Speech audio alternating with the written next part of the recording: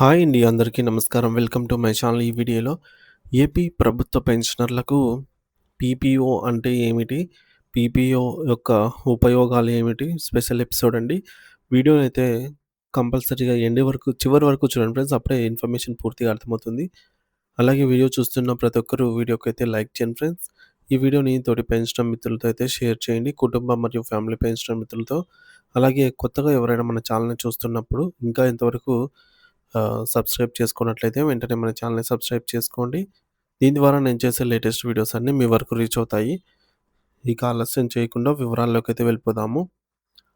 So friends, ఇక విషయానికొచ్చినట్లయితే పీపీఓపై సమాచారం అండి. పెన్షనర్లకు అత్యంత ముఖ్యమైన డాక్యుమెంట్ ఏదైనా ఉందంటే అది పీపీఓనే. అంటే ఏజీ ఆఫీస్ నుండి పెన్షన్ శాంక్షన్ చేస్తూ ఇవ్వబడే పెన్షన్ పేమెంట్ ఆర్డర్‌నే మనము పీపీఓ అనైతే అంటాము. ఇక సర్వీస్‌లో ఉండగా రిటైర్మెంట్‌కు ముందు మన పెన్షన్ ప్రపోజల్స్ ఎస్ఆర్‌తో పాటు పంపినప్పుడు ఏజీ ఆఫీస్ వారు పరిశీలించి మనకు పెన్షన్ మంజూరు చేస్తూ జారీ చేసే ఉత్తర్వులనే పీపీఓగా అంటాము. అంటే ఏజీ ఆఫీస్ వారు మనకు పర్సనల్ కాపీ రిజిస్టర్ పోస్ట్‌లో పంపుతారనమాట. మరొక కాపీని ఎస్ఆర్‌తో పాటు డీడీఓకు పంపుతారు. సో, మన పెన్షన్ ప్రపోజల్స్ ఒక సెట్‌తో పాటు మరొక కాపీని సంబంధిత జిల్లా ట్రెజరీ అధికారికి, మరో కాపీని మనం పెన్షన్ పొందే ఏటీఓ లేదా ఎస్టీఓ కార్యాలయానికైతే పంపుతారు. సో, మన పర్సనల్ కాపీ మన సబ్ ట్రెజరీ అధికారి వెరిఫై చేసి, జిల్లా ట్రెజరీ అధికారి నుండి ఆమోదంతో వచ్చిన వివరాలతో సరిచూసుకొని పెన్షన్ చెల్లింపుకు ఉత్తర్వులైతే ఇస్తారు. ఇప్పుడు మన పర్సనల్ కాపీపై ఎండార్స్‌మెంట్ రాసి మనకు తిరిగి ఇవ్వటం జరుగుతుంది. మనం ఆ కాపీని జాగ్రత్త పరుచుకోవాల్సి అయితే ఉంటుంది. సర్వీస్‌లో ఉన్నప్పుడు ఎస్ఆర్ లాగా రిటైర్ అయిన వారికి పీపీఓ అనేది ఉంటుంది. అందువల్ల మన పీపీఓను ఒక రిజిస్టర్ రూపంలో రూపొందించుకోవడం మంచిది. పీపీఓ ఒక పేజీ అంటే పాత వారికి కొన్ని పేజీలు ఉంటాయి. సో, ఒక పేజీతో రిజిస్టర్ అంటే ఏమిటి అనుకుంటున్నారా? సో, అదెలానో చూద్దాము. రిజిస్టర్ ఎలా తయారు చేయవచ్చో చూద్దాము. ముందుగా మొదటి పేజీగా మీ యొక్క వివరాలు అనగా మీ యొక్క పేరు, రిటైర్ అయిన తేదీ, హోదా, కార్యాలయము, రిటైర్ అయినప్పుడు పే ఎంత బేసిక్ పే ఉండేది, అలాగే పే స్కేల్ ఎంత, గ్రేడ్ ఏంటి, చిరునామా ఏంటి, పుట్టిన తేదీ, permanent address, mobile number, Aadhaar number, pan number, blood group, bank ఖాతా నంబరు, బ్రాంచ్ వంటి పర్సనల్ డీటెయిల్స్ వివరాలు టైప్ చేసి గానీ, లేదా అందంగా రాసి గానీ మొదటి పేజీలో మొదటి పేజీగా అయితే పెట్టాలి. ఇక మన పీపీఓ ఆర్డర్ ముందు మరియు వెనక ఒక దళసరి పాలిథీన్ పేపర్ పెట్టండి. తర్వాత ఓ 10 ఏ4 సైజు క్వాంటిస్ట్ పేపర్‌లు లేదా తెల్ల కాగితాలైతే పెట్టండి. మీ ఆధార్, పెన్షన్ ఆహ్, బ్యాంక్ పాస్‌బుక్కు ఏదైతే పెన్షన్ వస్తూ ఉంటుందో ఆ పెన్షన్ యొక్క ఆ యొక్క బ్యాంక్ పాస్‌బుక్ మొదటి పేజీ ఆహ్, ఈ విధంగా జిరాక్స్ చేసి పెట్టాలనమాట. ఇక PAN card, EHS card scan జిరాక్స్‌లయితే పెట్టండి. సో, మీ Aadhaar card, PAN card, EHS scan లేదా జిరాక్స్ కాపీలయితే పెట్టండి. తర్వాత ఒక 4 వైట్ పేపర్స్ పెట్టి అందమైన బౌండ్ బుక్ లాగా అయితే తయారు చేయించి మన వద్ద భద్రంగా ఉంచండి. ఈ పీపీఓ రిజిస్టర్ ఉపయోగం ఏమిటి అంటే, మనం ఈ విధంగా భద్రపరుచుకోవడం వల్ల ఉపయోగం ఏంటనేది చూద్దాము. రివైజ్డ్ పెన్షన్ ఫిక్సేషన్, అలాగే PRC fixation, quantum of pension మంజూరు వంటి అంశాలను ఈ బుక్‌లో రికార్డు చేసే వీలైతే ఉంటుంది.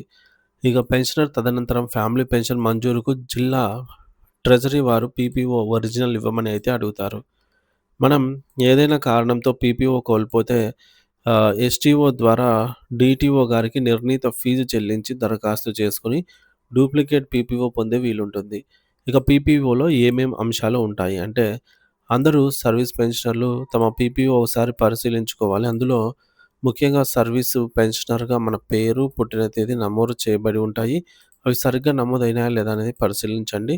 తర్వాత మన పీపీఓలో ఫ్యామిలీ పెన్షనర్ పేరు, పుట్టిన తేదీ నమోదై ఉంటుంది. ఆ వివరాలు కరెక్ట్‌గా ముద్రించబడ్డాయా లేదా అనేది పరిశీలించండి. ఇక పీపీఓలో స్పోజ్ లేదా family pensioner date of birth note చేయబడి ఉంటుంది. అది ఉందా? కరెక్ట్‌గా ఉందా? లేదా? అనేది చెక్ చేయండి. లేదంటే కరెక్ట్ చేపియాలి. ఇది వారికి అంటే మన తదనంతరం మన ఫ్యామిలీ మెంబర్స్‌లో కుటుంబ పెన్షనర్‌లో వారికి డేట్ ఆఫ్ బర్త్ అనేది ఖచ్చితంగా ఉండాలి. లేకపోతే అడిషనల్ క్వాంటమ్ పెన్షన్‌లో గాని, ఇతర బెనిఫిట్స్‌లలో గాని ఇబ్బంది కలగవచ్చు. ఇక నాలుగోది మన పీపీఓలో service pension, enhanced family pension, family pension అనే 3 అంశాలుంటాయి. వాటి ఎదురుగా ఎంత మొత్తం వస్తుందో నోట్ చేయబడి ఉంటుంది. ఆ వివరాలు కూడా గమనించండి. సో, సర్వీస్ పెన్షనర్‌గా మీరున్నంత వరకు ఎంత పెన్షన్ వస్తుంది? అలాగే enhanced family pension in case అంటే కొన్ని ప్రత్యేక సందర్భాల్లో ఎన్హాన్స్డ్ ఫ్యామిలీ పెన్షన్ అనేది లభిస్తుంది. ఇది తాత్కాలికమే అన్నమాట. సో, పర్మనెంట్‌గా మనకు ఫ్యామిలీ పెన్షన్ అనేది ఉంటుంది. సో, ఎన్హాన్స్డ్ ఫ్యామిలీ పెన్షన్ తర్వాత మనకు ఫ్యామిలీ పెన్షన్ అనేది ఎప్పటికి ఉంటుందన్నమాట. సో, వీటి వివరాలైతే చూడండి ఎంతెంత వస్తుందనేది. ఇంకా ముఖ్యంగా సర్వీస్ పెన్షన్ గురించి వస్తే, ఇది మన length of service basic pay ఆధారంగా నిర్ధారించబడుతుందనమాట. సర్వీస్ పెన్షనర్ జీవించినంత కాలం ఈ యొక్క బేసిక్ పేని దానిపై ఇతర అర్హత గల అలవెన్స్‌లు చెల్లించబడతాయి. పీఆర్‌సీ అమలైనప్పుడు మన సర్వీస్ పెన్షన్ రివైజ్డ్ అయితే కాబడుతుంది. మనకు నెక్స్ట్ 12థ్ పీఆర్‌సీలో ఈ యొక్క పెన్షన్ అనేది రివైజ్ చేయబడుతుంది. అంటే పెరుగుతుంది. రెండోది ఎన్హాన్స్డ్ ఫ్యామిలీ పెన్షన్ అంటే ఉద్యోగి సర్వీస్‌లో ఉండి గాని, లేదంటే పెన్షనర్‌గా ఉన్నప్పుడు గాని మరణిస్తే వారి ఫ్యామిలీ పెన్షన్ ఎవరైతే అర్హత ఉంటారో వారికి ఇచ్చేదాన్నే ఎన్హాన్స్డ్ ఫ్యామిలీ పెన్షన్ అంటారనమాట. అంటే ఆహ్, వివరంగా చూస్తే ఒక ఉద్యోగి సర్వీస్‌లో ఉండగా మరణించిన అంటే సర్వీస్‌లో ఉండగా మరణించిన లేదా పెన్షనర్‌గా ఉండగా మరణించిన వారి వారసులకి కొంతకాలం పాటు పూర్తి పెన్షన్‌ను చెల్లిస్తారు. పూర్తి పెన్షన్ అంటే 50% అనమాట. సో, అంటే సర్వీస్ పెన్షనర్‌కి ఎంతైతే వస్తుందో అదే ఈక్వల్ టు సర్వీస్ పెన్షన్ అనమాట. So, SP is equals to enhanced family pension అనమాట. తాత్కాలికం ఇది.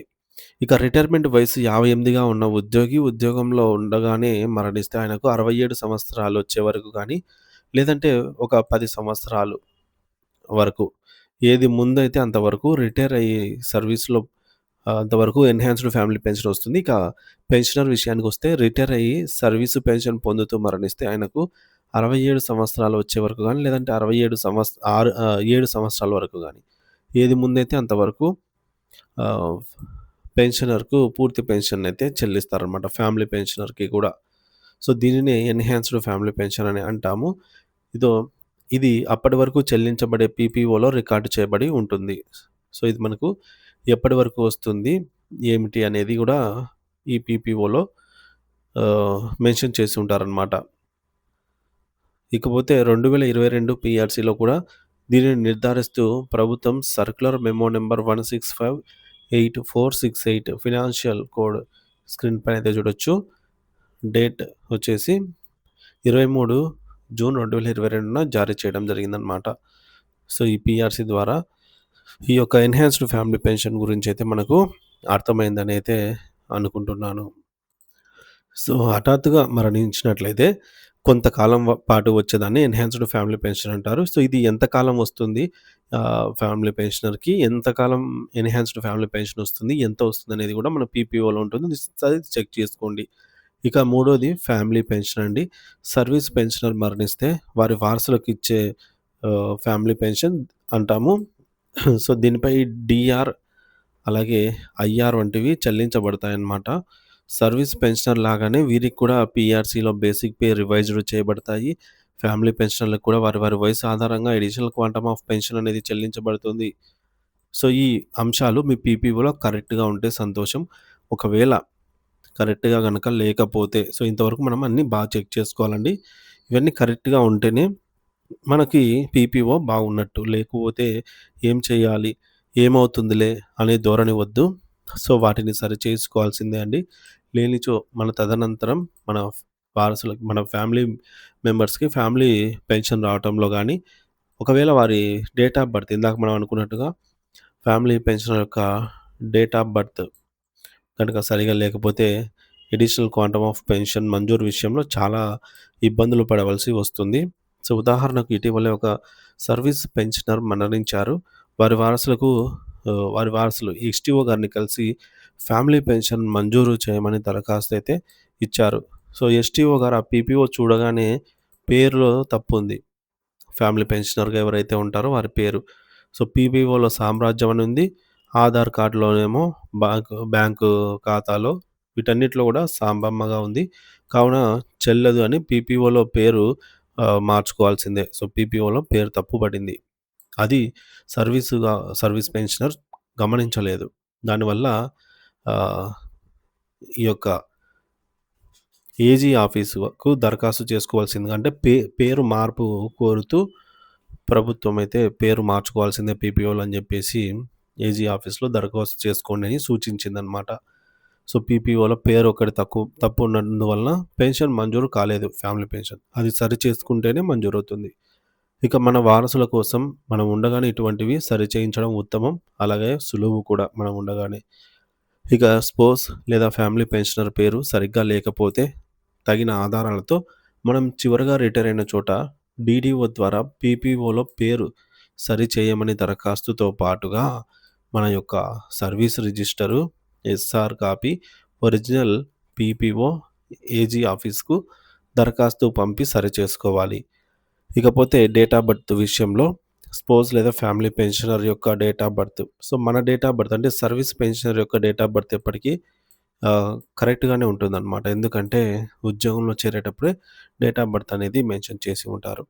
సో, తర్వాత ఫ్యామిలీ పెన్షనర్‌కి ఎంటర్ చేసేటప్పుడు కొందరు నిర్లక్ష్య ధోరణితో పేరు మాత్రమే నమోదు చేసి డేట్ ఆఫ్ బర్త్ కాలం వదిలేసుంటారు. లేదా తప్పుగా నమోదు చేసి కూడా ఉండవచ్చనమాట. సో, మనం పీపీఓలో చెక్ చేసుకోవాలి. సో, డేట్ ఆఫ్ బర్త్ విషయంలో పెన్షన్ ప్రపోజల్ పంపు సమయంలో ఖచ్చితంగా నోట్ చేసి ఉండాలి. అదే అన్నిటికీ ప్రమాణమవుతుంది.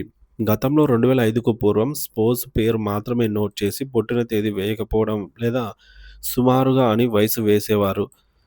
అందువల్ల పీపీఓలో పుట్టిన తేదీ చాలామందికి నోట్ అవ్వలేదని సందర్భం ఉంది. సో, ఫ్యామిలీ పెన్షనర్ ఎవరైతే ఉంటారో వారికి.